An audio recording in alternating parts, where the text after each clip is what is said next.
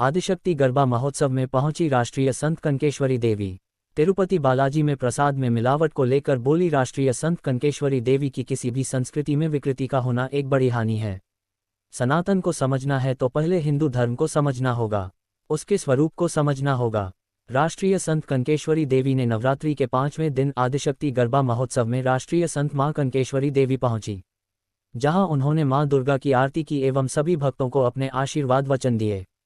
जहां कनकेश्वरी देवी के दर्शन के लिए हजारों भक्तों की भीड़ पहुंची। दरअसल आदिशक्ति गरबा महोत्सव के आयोजन दिलीप मिश्रा व क्षेत्रीय पार्षद पति विजय परमार ने बताया कि आदिशक्ति गरबा महोत्सव का यहां आयोजन पिछले कई वर्षों से किया जा रहा है, जिसमें क्षेत्र की बालिकाएं पारंपरिक एवं सांस्कृतिक घरों की प्रस्तुति देती है। वहीं नवरात्रि के 5वें दिन हर वर्ष मां कनकेश्वरी आदिशक्ति गरबा पांडाल में हम सभी को और भक्तों को आशीर्वाद देने के लिए यहां पहुंचती है, जिसको लेकर क्षेत्र की जनता में खास उत्साह रहता देता है। सबसे पहले तो आप सभी को, आपके सभी दर्शकों को नवरात्रि महोत्सव की बहुत बहुत शुभकामना। माँ स्वयं वर्ष में 4 नवरात्र होती है और माँ स्वयं इस समय इस धराधाम पर अपने बच्चों को वरदान देने आती है, आशीर्वाद देने आती है। और इसमें ये नवरात्रि जब बारिश के बाद होती है और इसीलिए जब पूरी प्रकृति नृत्य करती है तो इसमें मानव मन भी अंदर से नृत्य करता। जो गरबा नहीं भी खेलता उसका मन तो खेलता ही है, क्योंकि प्रकृति का इस समय का नजारा तो प्रभावी होता है। हर किसी का मन जो है वो इस समय नृत्य करता है और इसीलिए हमें जगदम्बा का स्वागत, प्रकृति का स्वागत करने के लिए एक दायित्व है हमारा कि हम अपनी कृतज्ञता व्यक्त करते हैं कि जब माँ इतना बरसती है तो हम भी थोड़ा अपनी ओर से माँ के चरणों में पुष्प अर्पण करें। उस भाव से ये उत्सव होता है। और यहाँ आदिशक्ति गरबा मंडल में मिश्रा जी और उनकी जो पूरी टीम है वो बहुत ही पवित्र भाव से यहाँ पर जो यहाँ पूजन अर्चन जिस ढंग से होता है वो हमें बहुत अच्छा लगता है और इसलिए हम ये पूरी टीम का धन्यवाद करते हैं। नवरात्रि पे कुछ ऐसा बताने की जो व्रत कैसे रखा जाए, ये थोड़ा सा एक नवरात्रि पे जो मन की शांति। नवरात्रि में आप जिस देव की उपासना करते हैं, जब उसी देव की साधना करोगे तो उनकी शक्ति ही आपको प्राप्त होती है। शक्ति की उपासना का मतलब यह नहीं है कि केवल देवी का ही स्वरूप स्थापित करो। अगर आप शिव उपासना करते हैं तो शिव की शक्ति का अधिकार प्राप्त होता है। अगर आप गणेश की आराधना करते हैं, गणेश भक्त है, तो नवरात्रि में आप गणेश की ही आराधना करो तो वो गणेश की शक्ति प्राप्त होती है। क्योंकि प्रत्येक देवता की वास्तव में तो उनकी शक्ति की पूजा होती है, किसी देव की पूजा नहीं होती। सूर्य में अगर शक्ति नहीं है प्रकाश देने की तो कौन पूजा करेगा?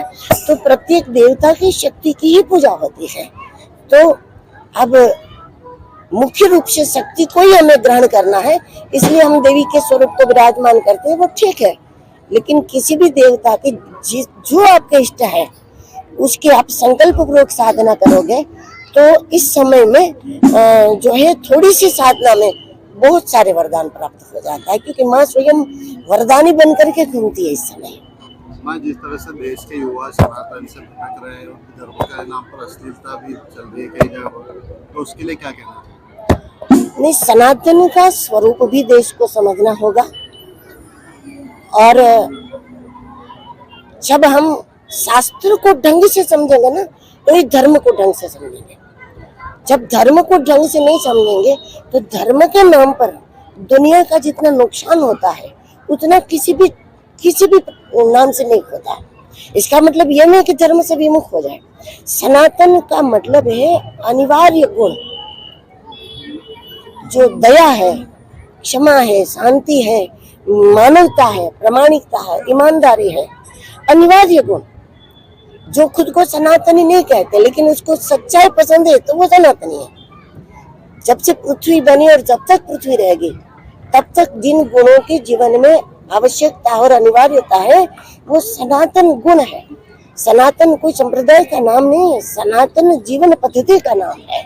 और हर भारतीय को अगर सुरक्षित रहना है तो सनातन गुणों को अपनाना पड़ेगा और धर्म के वास्तविक स्वरूप को समझना होगा।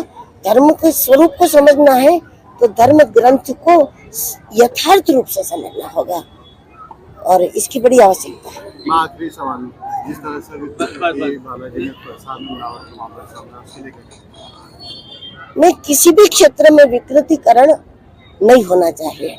आजकल जैसे प्रसाद में तिरुपति के प्रसाद में जो अशुद्धि पाई गई, मैं कहती हूँ कि प्रसाद में तो हो ही रही, लेकिन हर जगह पे देखो, इंदौर में तो बहुत अच्छा है, नहीं तो नवरात्रि में भी विकृतिकरण हो गया है ना।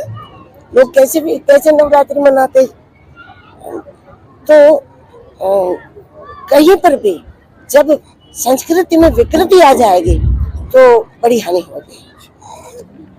हमारे वार्ड का सौभाग्य है जो हमारे बड़े भाई दिलीप मिश्रा जी के माध्यम से हमको नवरात्रि के पर्व पर माँ जगदम्बा स्वरूप में साक्षात माँ कनकेश्वरी माता जी का आशीर्वाद हमको विधायक श्री रमेश वेंदोला जी और पार्षद सोनाली जो परमार के नेतृत्व में हमें यहाँ मिलता है। और हमारे वार्ड की जनता, हमारे यहाँ की देवतुल रहवासीगण, देवतुल जनता का ये सौभाग्य है और उनके पुण्य लाभ से जो हमारे यहाँ की जनता, उनके पुण्यों से और बड़े भाई दिलीप मिश्रा जी के सहयोग से, विजय मिश्रा जी के सहयोग से आज हमको मां कनकेश्वरी देवी का आशीर्वाद मिला है और सभी रहवासियों में बहुत खुशी का उत्साहवर्धन है और सभी खुश हैं और सभी को मां जगदम्बा आशीर्वाद देके गई है। मां कनकेश्वरी मां सभी को आशीर्वाद देके गई है।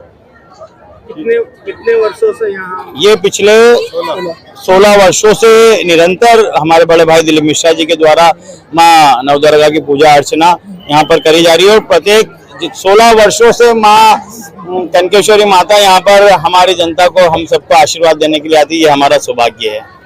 9 दिन किस तरीके की प्रस्तुतियाँ दी जाती है? 9 दिन अलग अलग प्रस्तुतियाँ। हमारे दिलीप भैया माता जगदम्बा के बड़े भक्त हैं और माँ की आराधना 9 दिन वो हर प्रत्येक दिन अलग अलग प्रकार से करते हैं, तो लोगों में काफी उत्साह रहता है। आप देख सकते हैं हजारों की संख्या में यहाँ रहवासी लोग इकट्ठा है सभी, इसीलिए कि यहाँ पर रोज नई नई प्रस्तुति होती है। तो विधायक श्री रमेश वेंदोला जी, पार्षद सोनाली जी परमार के नेतृत्व में, हमारे बड़े भाई दिलीप मिश्रा जी के नेतृत्व में, देवपुर रहवासियों के सहयोग से आज ये इतना बड़ा आयोजन यहाँ पर हो रहा है।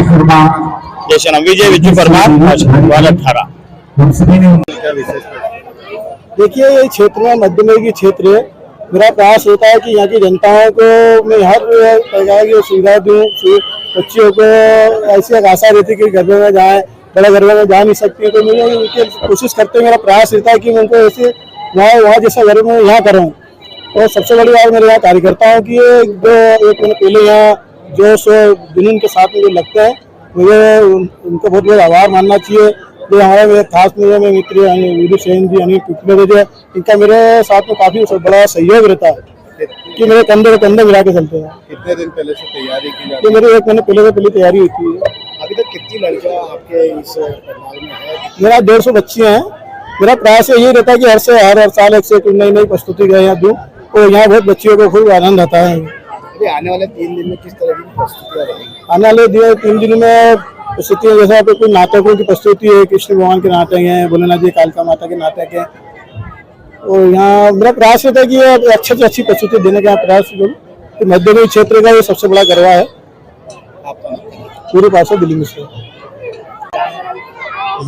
मां आदिशक्ति गरबा मंडल लगातार 16 वर्षों से सभ्यता और संस्कृति के परिवेश को धारण करते हुए यहाँ अपने भगवा परिवेश की संस्कृति और मां आदिशक्ति के स्वरूप के रूप में मां शैलपुत्री से लेकर के मां सिद्धदात्री तक की आराधना का ये उत्सव पूर्ण मर्यादा पूर्ण तरीके से मर्यादा पुरुषोत्तम श्री राम के सिद्धांतों का अनुपालन करते हुए संपूर्णता के साथ मनाता है। और बिल्कुल भी यहाँ बॉलीवुड हॉलीवुड वाला मामला नहीं है कि चूनर तेरी लागी, है ना। यहाँ सभ्यता संस्कृति के परिवेश को पूर्णता अपने हृदय में धारण करके एक संकल्प को लेकर के लव जिहाद से लड़ने के प्रति, नशे से मुक्ति के प्रति, ऐसे समर्पण के भाव को लेकर के दिलीप मिश्रा जी द्वारा ये आयोजन लगातार 16 वर्षों से किया जा रहा है। ये इस क्षेत्र की जान है, ये इस क्षेत्र की जान है, ये इस संस्कृति की जान है, ये इस सभ्यता की जान है। क्योंकि यदि ऐसा आयोजन ये आयोजन मंडली लेकर के आएगी तभी यह सनातन धर्म जिंदा रह पाएगा। मैं बहुत बहुत आभार प्रकट करता हूँ आदरणीय दिलीप मिश्रा जी, मां आदिशक्ति गरबा मंडल की पूरी टीम के लिए कि वो इस न्यूनतम वर्गीय क्षेत्र में, इस पिछड़े, इस मध्यम वर्गीय क्षेत्र में ऐसा बेहतरीन आयोजन लेकर के आते हैं और बड़े से बड़े आयोजनों को इस क्षेत्र में टक्कर देते हैं। बहुत बहुत धन्यवाद। जय माता दी। मैं प्रशांत तिवारी लगातार 16 वर्षों से आदरणीय दिलीप मिश्रा जी के साथ मां आदिशक्ति गरबा मंडल से जुड़कर मां के श्री चरणों में अपनी सेवा अर्पित कर रहा हूँ। धन्यवाद।